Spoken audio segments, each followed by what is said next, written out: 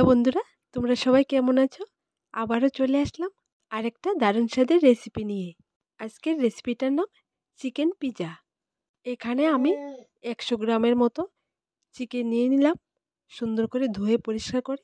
এর মধ্যে দিয়ে দিলাম সামান্য পরিমাণ পেস্ট করা আদা রসুন, আর দিয়ে দিলাম সামান্য পরিমাণ ধনের গুঁড়ো, স্বাদ মতন লবণ, আর দিয়ে দিলাম হাফ চা চামচ গোলমরিচের গুঁড়ো। চিকেনের পরিমাণটা কম, কারণ এখানে আমি ছোটো সাইজের পিৎজাটা তৈরি করব।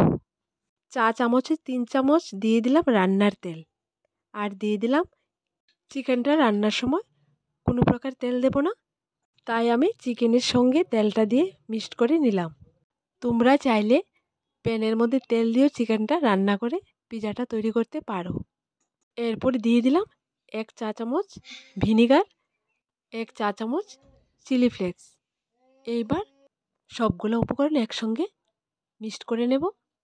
দেখো বন্ধুরা, চিকেনের সঙ্গে সবগুলো উপকরণ মিক্সড করানো হয়ে গেছে। চুলোয় আগে থেকে একটা প্যান বসিয়ে রেখেছিলাম। প্যানটা গরম হওয়ার পর দিয়ে দিলাম চিকেনটা। এবার চুলোর আঁচটা একদম লো মিডিয়ামে রেখে সুন্দর করে নেড়ে নেড়ে চিকেনটা রান্না করে নেব। দেখো বন্ধুরা, চিকেনটা রান্না হয়ে গেছে, এবার নামিয়ে নেব। এখানে পিৎজার রুটিটা তৈরি করার জন্য নিয়ে নিলাম মাঝারি সাইজের কাপে 2 কাপ ময়দা।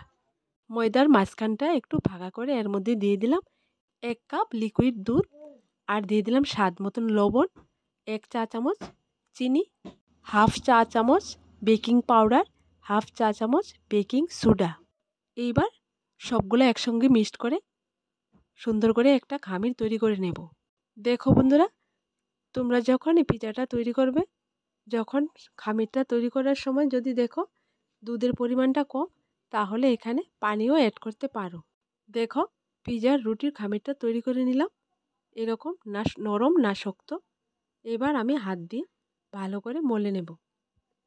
এখানে আমি এক্সট্রা কোনো ময়দা দেব না, ময়দা ছাড়াই আমি শুকনোভাবে রুটিটা বেলে নেব।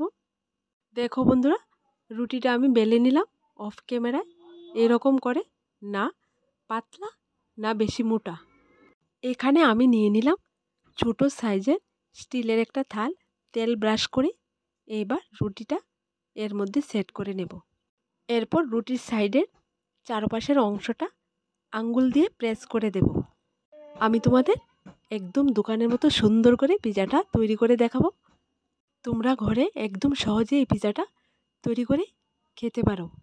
রুটির চারপাশটা যখন সুন্দর করে আঙ্গুল দিয়ে প্রেস করা হয়ে যাবে, এবার একটা কাঁটা চামচ নেব, রুটির মাঝখানটা কাঁটা চামচটা দিয়ে ফুটো করে দেব। আর ফুটো করে না দিলে লুচির মতো ফুলে উঠবে, তাই ফুটো করে দিলে পিৎজাটা দেখতে সুন্দর হয়। তো বন্ধুরা, তোমরা যদি চাও পারফেক্ট পিৎজা তৈরি করতে, তাহলে আমার এই রেসিপিটা ফলো করতে পারো। এইবার রুটির সাইডের বাড়তি অংশটা সামনের দিকে ফোল্ড করে নেব, আঙ্গুল দিয়ে চেপে চেপে। দেখো বন্ধুরা, তোমরা ঠিক এরকম করে সুন্দর করে লাগিয়ে নেবে। আরেকবার আমি ভালো করে আঙ্গুল দিয়ে চেপে নিলাম। দেখো বন্ধুরা, দেখতে একদম দোকানের মতো সুন্দর হয়েছে। এইবার আরেকবার আমি কাঁটা চামচটা দিয়ে সাইডের অংশটা ফুটো করে দেব, তা না হলে উপরের দিকে বেশি ফুলে উঠবে। সাইডের অংশটা আমি দিয়ে দিলাম দুধ আর চিনি মিশিয়ে। তোমরা চাইলে এখানে বাটারও দিতে পারো।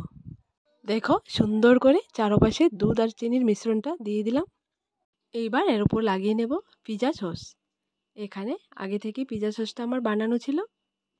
সসটা এখানে আমি সামান্য পরিমাণ লেয়ারে দেব, বেশি দিলে পিৎজাটা কাঁচা থেকে যাবে, তাই সামান্য পরিমাণে সসটা লাগিয়ে নিলাম। এইবার ভেজিটেবলগুলো সাজিয়ে নেব। আমি এখানে নিয়ে নিলাম গ্রিন কালারের ক্যাপসিকাম, পেঁয়াজ আর সামান্য পরিমাণ গাজর। তোমরা চাইলে বন্ধুরা তোমাদের পছন্দ মতো ভেজিটেবল নিতে পারো। তোমরা এখানে চিকেনটা না দিয়েও শুধু ভেজিটেবল দিয়ে এই সুন্দর পিৎজাটা তোমরা তৈরি করতে পারো। এবার চিকেনগুলো ভেজিটেবলের উপর সাজিয়ে নেব। চিকেনটা সাজানো হয়ে গেলে এর উপর দিয়ে দেবো আমি চিজ। এখানে আমি আমলের চিজ নিয়েছি, তোমরা চাইলে তোমাদের পছন্দ মতো চিজটা নিতে পারো। এখানে আমি আগে থেকে চুলোয় একটা কড়াইতে লবণ দিয়ে বসিয়ে রেখেছিলাম। লবণটা গরম হয়ে গেছে। এইবার পিজার পাত্রটা লবণের উপর বসিয়ে দিলাম। উপর দিয়ে ঢাকনা দিয়ে দেব আর চুলোর আঁচটাকে একদম লোতে রেখে কুক করে নেব প্রায় 20 মিনিটের মতো। দেখো বন্ধুরা, 20 মিনিটের পর কত সুন্দর হয়েছে পিজাটা, একদম রেডি। এবার আবার ঢাকনা দিয়ে চুলোর আঁচটাকে বন্ধ করে রেখে দেব প্রায় 5 মিনিটের মতো। দেখো বন্ধুরা, 5 মিনিটের পর পিজাটা অন্য পাত্রে নিয়ে নিলাম। দেখো কতটা সুন্দর হয়েছে, একদম দোকানের মতো দেখতে আর খেতেও দারুণ স্বাদ। এবার আমি তোমাদেরকে কেটে দেখাচ্ছি।